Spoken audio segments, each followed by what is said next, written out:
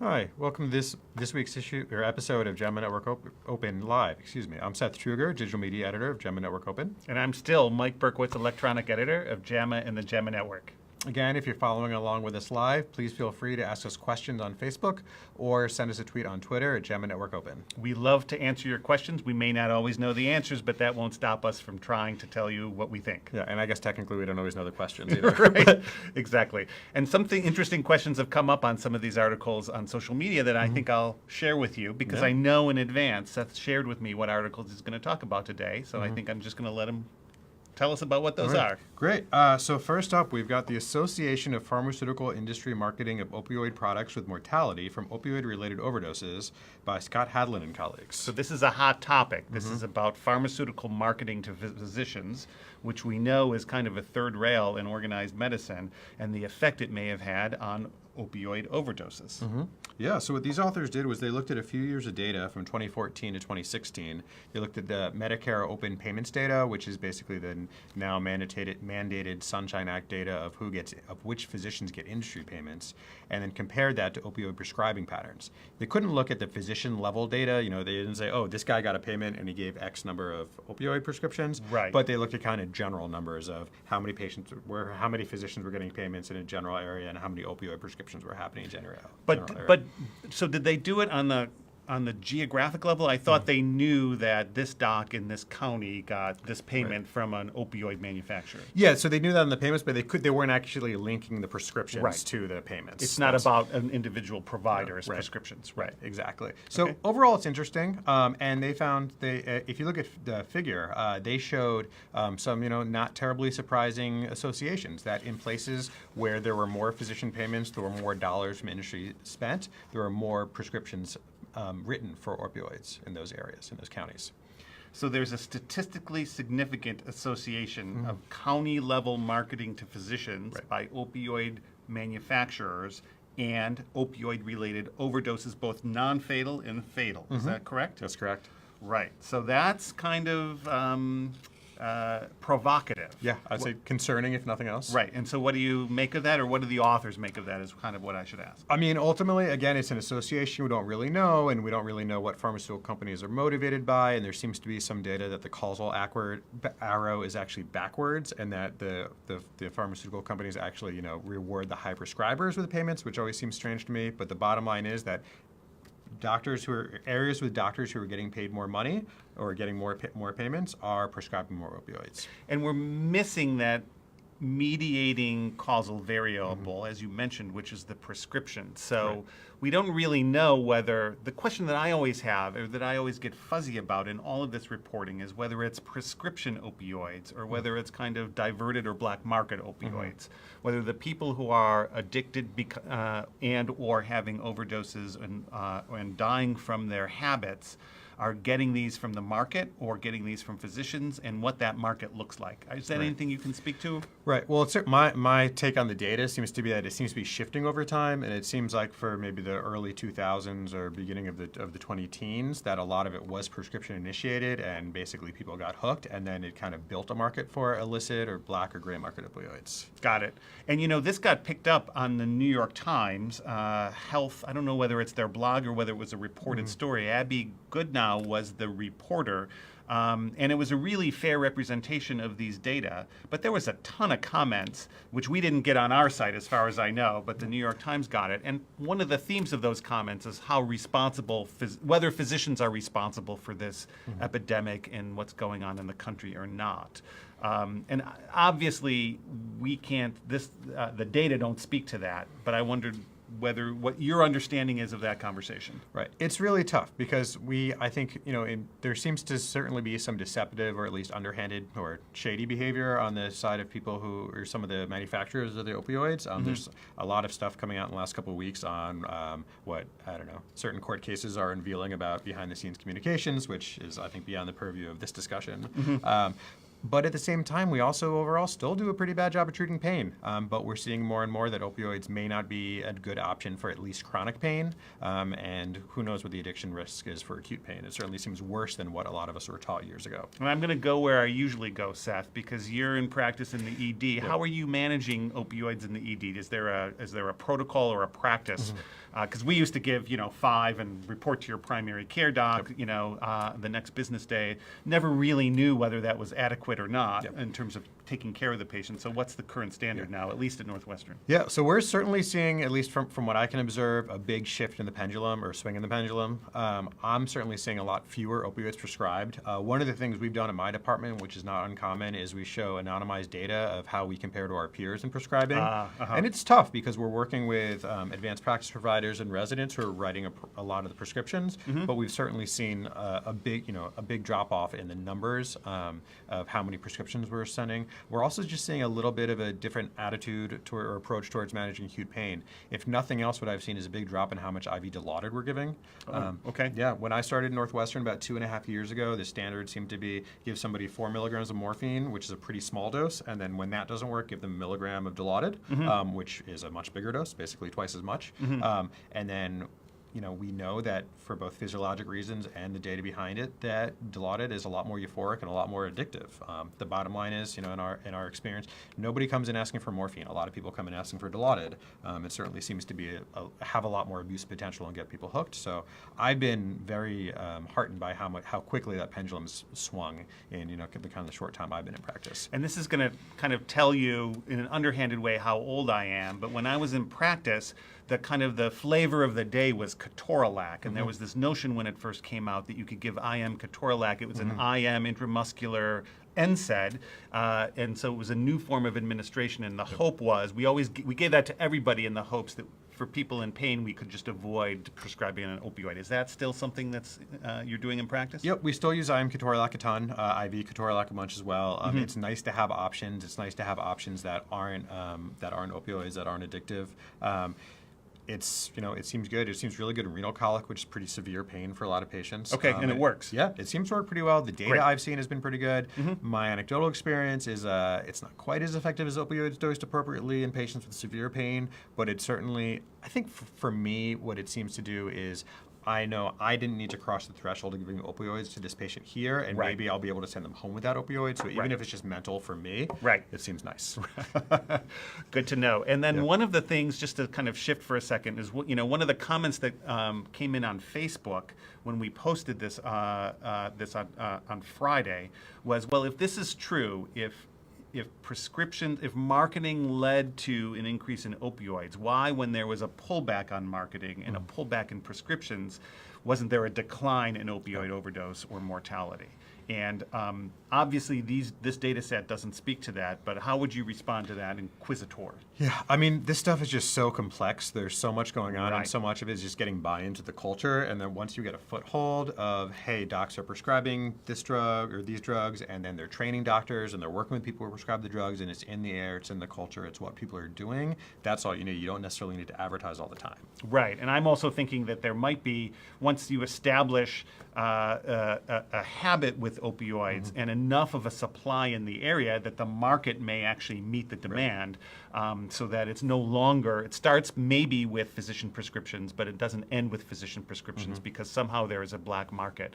But that's not anything that organized medicine has anything to do with, although probably we should. Probably diverting. There's probably some amount that's diverting from us too. Right, and these PDMP kind of systems, physician dose monitoring programs, where you report centrally what you're giving out to your patients, arguably may be a way to do that, although as I say that, I'm raising the question in my own mind of whether there's evidence about how effective that is in controlling a statewide supply. So that's something maybe we can look into. Yeah, if I remember, there is some data that it helps, but or there is some data showing correlations, but it's hard to know because, again, there's so many different things going on at the same time, and a lot of the implementation of PDMPs happens when there's been a culture change, or is that just a sign that there's been state level activity about doctors getting involved or wanting to make a change, so now there's good PDMP implementation.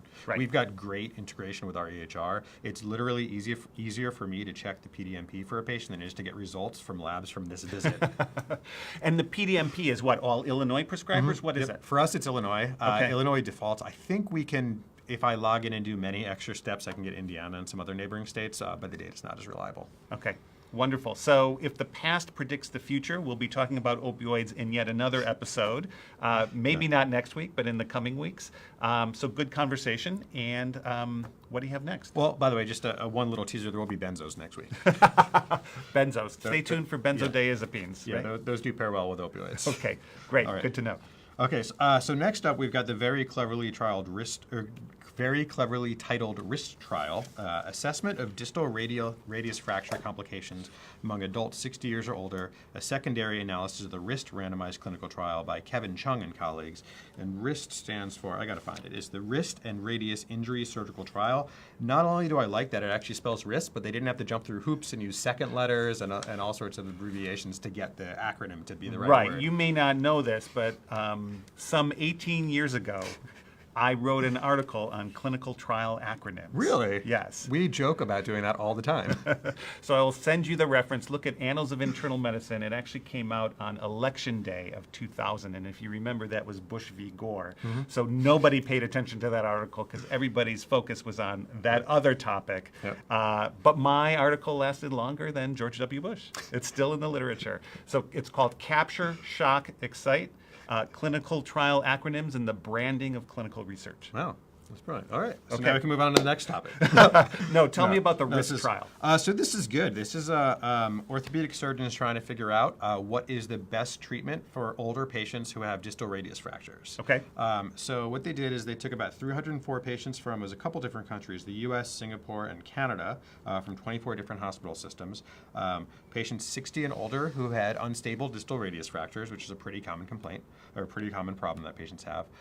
And they basically talked to the patient about if they wanted surgery or not. I think it seemed like they kind of nudged patients towards surgery. Is that right? Not surprising, surgeons like surgery. Okay. That seemed to be my impression from it, but I might be overstating it here. Right. And then of the 2/3 or so who did opt for surgery, they randomized them to either what do they call it? Volar plating. Right, I have it here. Volar locking plate systems. Yeah. So basically, open reduction internal fixation with locking plates. External fixation, so big pins that go from the outside and hold things in place, or percutaneous pinning, which is kind of the minimally invasive orthopedic surgery where they just kind of go through the skin and put pins in place, but it's not a big open case and there's not hardware that stays outside for a long time in big, impressive ways. Got it. So these are mostly LOLs, little old ladies who fall on their wrists, presumably, and have what I presume is osteoporotic fractures of their distal radius. Yep, Right? exactly. So that's the patient population. It's not younger folks with traumatic wrist fractures. Not that anybody was confused about that. Right. So they're randomizing to 3 types of stabilization, and there was a control group, right, of just simple casting casts. for those who didn't want surgery. Right, Okay. absolutely. And as you can see in Table 4, they look basically at what the different complications were. The way they defined complication was kind of interesting, and as a non-surgeon, it kind of gave me, I think, it reinforced some of my priors about the surgical mind, where it was basically a way to classify outcomes, where basically severe complications were patients who needed to go to the OR. Moderate complications were patients who needed splints, steroids, or occupational therapy. So kind of, medium lift interventions. And it was steroid injections, splints or occupational therapy, or just kind of anything, malunion, arthritis, other sorts of problems was the kind of mild complications. And it was interesting. What they found is that basically the volar locking plate system did pretty well. Overall, the patients who just got casted seemed to have the least good outcomes, which was mostly malunion or arthritis, which is what orthopedic surgeons seem to worry about a lot. It makes sense because that's why we like to fix Well, joints. malunion seems more significant to me than arthritis. You Right. would expect these older folks to have arthritis, and Right. you maybe take a long time to develop it after a fracture, but maybe I'm mistaken. Right. And then not surprisingly, the patients who had hardware that was stuck through their skin had more hardware site infections. Got it. Okay. And some of the other complications were median nerve compression, kind of compression neuropathies, tendinopathies,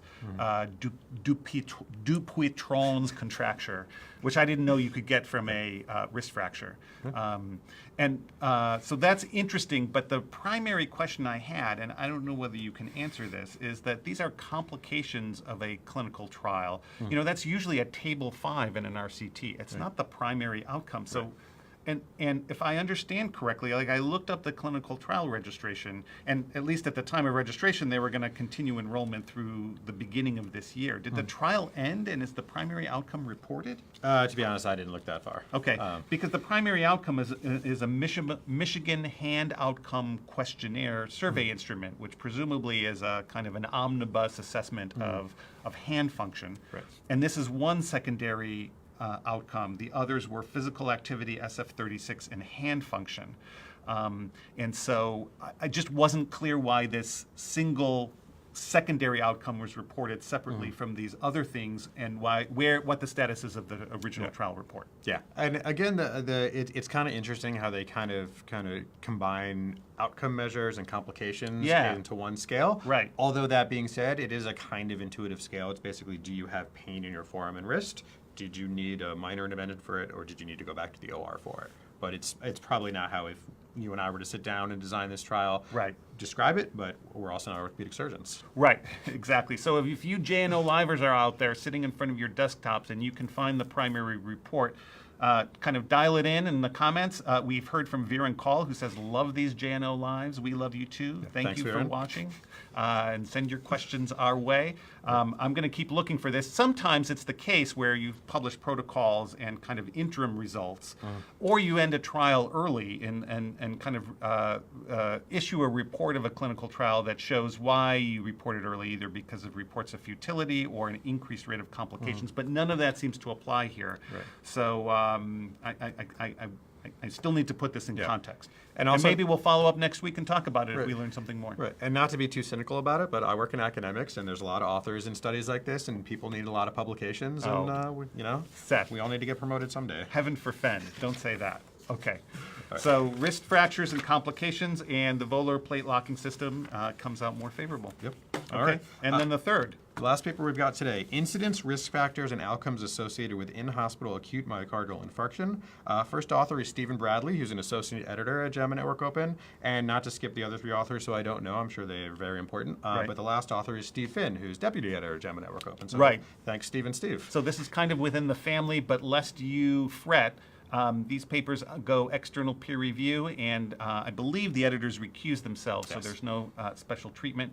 And then just to put a fine point on the title that that Seth read out, this is in-hospital AMI. So we're used to thinking about people having their symptoms outside the hospital, coming to the ED. So these are patients who are admitted, being taken care of in the VA system, Right. and then suddenly something happens, and they have a heart attack while they're under the care of doctors as inpatients. Right, and they were using administrative data and then abstracting the cases from it. Right. So what they did is look at I think it was about 5,500 patients with in-hospital acute MIs in the VA system. They used the VA quality database, I think it's ERPR, and excluded patients who had an MI in the first 24 hours, basically assuming that if you have an MI within 24 hours, that's probably part of your whole admission process and the reason you came into the hospital, which seems pretty fair. Yeah, it's fair. Yeah, and then they did match controls where they really just matched on basic demographics, so age within 5 years, admitted within 3 months of the same patients, of the index patients, and then looked at kind of risk factors and clinical attributes to kind of see. And not surprisingly, the patients who had MIs in the hospital had the kind of traditional cardiovascular risk factors that we think about: diabetes, hypertension, et cetera, known CAD, of course, and also had more patients who were in the ICU. So being in the ICU was a risk factor for having an MI, which isn't surprising. Patients in the ICUs are generally sick. That's why they're in an ICU for the most part. Physiologic stress. Right. And also, just from a process or methodology point of view, they didn't really have the ability to separate type 1 from type 2 MIs, which we're oftentimes not able to do in clinical practice either. So a lot of these are probably secondary to whatever clinical process was going on. So I'm a simple country doctor. Can you remind me of the difference between a type 1 and a type 2 MI? Sure. So type 1 MI is what we think of as ACS. So there's a plaque, it ruptures, there's platelet aggregation, and a clot forms, and you have a primary heart attack. cardiac. That includes STEMI and NSTEMI, and then on the spectrum in ACS is also unstable angina. Okay. So that's type 1 MI. That's what we think about, like the big, exciting EKG troponin type stuff. Type 2 MI is when you have, it's a supply-demand mismatch of oxygen where you have pre-existing CAD, your body has stress for whatever reasons, like say severe sepsis, and then part of your heart dies. You still have myocardial infarction, but it's not because of plaque rupture and platelet aggregation. It's because there's just not enough oxygen coming there because your heart's working hard because your body's stressed. Got it. And of course, to correct the junior residents so they get this wrong, that's not an NSTEMI. They're both not STEMIs. NSTEMI is a type of type 1 MI. This is also not an NSTEMI. It's a type 2 MI, just not plaque rupture. NSTEMI stands for non-ST elevation MI, just to clarify the language. So having said all that, I think it's worth pointing out that these were not troponemic patients, patients who had their ACS diagnosed by cardiac biomarkers who then ended up undergoing a workup. They had to have elevated cardiac specific enzyme levels and at least one of typical symptoms and or EKG changes.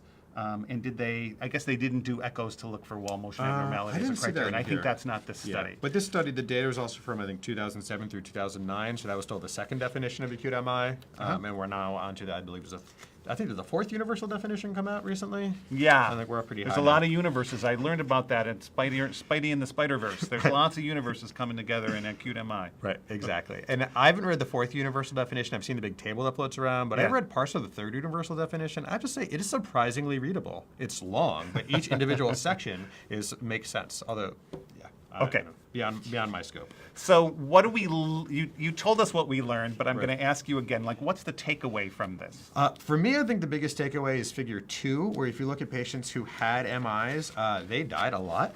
Basically, the combination of being sick and having a heart attack is bad for you. And not just in the hospital from your MI, but the mortality at 1 year was about 60%. Which is really high. There's some comparison to patients who have primary MIs. Let me see if I can find it. I marked it here. I think the initial mortality is about 13% at 30 days for an MI and 25% at 1 year. In these patients in hospital MIs, it's 25% at 30 days, so twice as much, and 60% at 1 year, which is more than twice as much. So I think of it as a double hit, but it may not actually be additive. It may be synergistic, which is that if you're sick enough to be in the hospital, you'll probably have higher mortality. And then if you're in the hospital and have an AMI, then you're really at risk. So this is a vulnerable group. We know that vets, on average, tend to have less social support, at least ones that rely on the Veterans Health Administration. So these people need attention afterwards. I wanted to point out a couple things. Sure. One is that they quote an incidence rate of 4.27 per 1,000 admissions. So that's not anything that a practicing clinician maybe can do much with, but it kind of defines an incidence, at least in this population, that's good for research purposes and kind of public health purposes. And when they actually pull out their risk factors, which to my view weren't particularly surprising, as you acknowledged, it's actually a very small sample of that. There were a total of 56, meaning about 5,500 in-hospital AMIs, but they only used for their risk factor analysis about 687 patients who were matched to control. So it's really less than about a 20% sample or a little bit less. So I would have, if I were editing this, I would have called that out more in the abstract, which is that there's probably more uncertainty around some of these risk estimates. And then the other thing I wanted to point out, which I kind of reminded you in a sidebar, is that in JAMA Cardiology, in the June 2018 issue, we published a special communication. We, the JAMA Network, not we, JAMA Network Open, published a special communication about in-hospital STMI, improving diagnosis, triage, and treatment. That comes from Glenn Levine for the in-hospital STEMI QI project, and it really it's a really nice complement. It's a more extensive review rather than a kind of a report of a particular patient population about the incidence of in-hospital STMI, and apparently these patients are under-recognized and arguably undertreated. They undergo PCI less, surprisingly, when you have your AMI in the hospital than if you were kind of outside. You're not. There's not that kind of treatment cascade that rushes you to the cardiac cath suite if you're in the ICU. You're right. Like we have a patient in the ED and they have chest pain and there's any concern for an MI. There's basically a big cartoon lever that I pull and lots of people descend and people literally drive in from home to take care of these patients. And it doesn't happen as much as inpatients. Although I'm curious how much of that is because of lack of identification and lack of processes versus how much of it is patients who are sicker because they're in the hospital and therefore less likely to benefit or more likely to have comorbidities or relative contraindications to potentially benefiting. Although on the scale of things, PCI is not that invasive of a procedure. Right. And if you're having a STEMI, they're generally pretty acutely ill. Right. So I don't know. I guess I'm wondering if you're sick in the hospital, if there's all sorts of just complications to doing that kind of procedure, either like moving the ventilator from the ICU into the cath suite or whatever it is. There's kind of either psychological or other barriers to treating the patient similarly. But as you know, Seth, time is muscle, whether you're in the ED or whether you're on the 7th floor. Right. Absolutely. And I mean, I wonder also if just when you have a patient who's already sick, there's probably a lot of internal biases to attribute their symptoms to the process that's already going on. Right. And it's tough. You know, I get patients who are fresh off the street with nothing going on. I'm like, oh, your chest hurts. I'm going to get yelled at in an angry email in 2 weeks if I don't get an EKG and do all sorts of things right now. Right. Yeah, I think there's a whole system of watchers in Right. your setting, Yeah. and there's a kind of a different system of watching and expectations on the floor that may lead to a kind of a different management of these patients. Yeah. Wow, so that's another great discussion. I always learn something from talking to you. I hope the same's by you guys. Right. Please let everybody know about this broadcast. You can watch it throughout the week. You can watch it multiple times if you want. You can just sit there and keep clicking. Right, bring up our numbers. Right. No, please, we only want authentic viewers who want to know what we have to say. Absolutely. And I believe we're going to be on again next Monday at a regular time at 2 p.m. Central, unless a federal holiday pops up out of nowhere again. Right, well, President's Day is coming, but I think That's we're in going to be... February, right? Yeah, that's in February. And, you know, it was originally Washington's birthday was in January and Lincoln's was in February. But I think when they brought MLK Day in, which was yesterday here in the U.S., they decided to combine those two. Right. And just to clarify, yesterday was not when we brought in MLK Day. Yesterday was when we celebrated the probably 20th or 30th MLK Day, if I remember correctly. Yes, that's right. Something like that. So, right, we'll be back next week. Be sure to check out JAMANetworkOpen.com. That's our website. You can sign up for email alerts. You can actually manage your interests. I don't know if you know that, Seth, but you can say that because we're a general medical journal, you can go and say, I'm interested in anesthesiology and surgery, or I'm interested in pediatrics and allergy or immunology. And soon we'll be able to send out personalized emails that kind of that focus or highlight the material within JAMA Network Open that respond to your interests. It's an inch towards precision publishing so that you get what you want through those emails. And we have new releases every Friday at 10 a.m. Right. And most importantly, go read these papers and more online. They're all free to download and read and email to your friends. Of course, tune in next week and follow us on Facebook, Twitter, and LinkedIn at JAMA Network Open. Thanks for coming. Yeah, thanks for coming. We'll see you next week. Take care.